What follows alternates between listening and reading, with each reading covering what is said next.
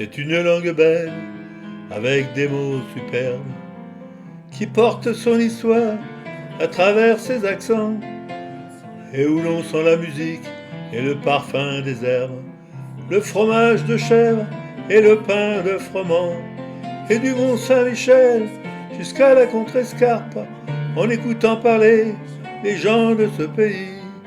On dirait que le vent s'est pris dans une harpe et qu'il en a gardé toutes les harmonies. Dans cette langue belle, aux couleurs de Provence, où la saveur des choses est déjà dans les mots, c'est d'abord en parlant que la fête commence. Et l'on boit des paroles aussi bien que de l'eau. Les voix ressemblent aux cours, des fleuves et des rivières, en répondant aux méandres, au vent dans les roseaux, parfois même au torrent qui charrie du tonnerre, en polissant les pierres sur le bord des ruisseaux.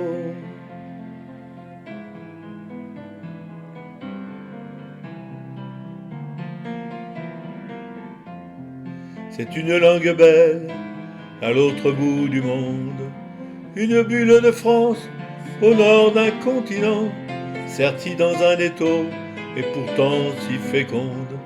Enfermée dans les glaces, au sommet d'un volcan, elle a jeté des ponts par-dessus l'Atlantique, elle a quitté son nid pour un autre terroir, et comme une hirondelle, au printemps des musiques, elle revient nous chanter ses peines et ses espoirs, nous dire que là-bas, dans ce pays de neige, elle a fait face au vent qui souffle de partout, pour imposer ses mots jusque dans les collèges, et qu'on y parle encore la langue de chez nous. C'est une langue belle qui sait la défendre.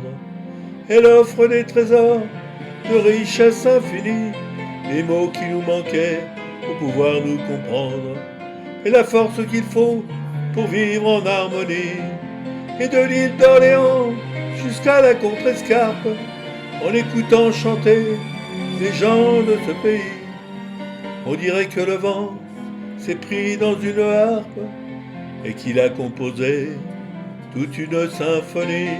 Et de l'île d'Orléans jusqu'à la Contrescarpe, en écoutant chanter les gens de ce pays, on dirait que le vent s'est pris dans une harpe et qu'il a composé toute une symphonie.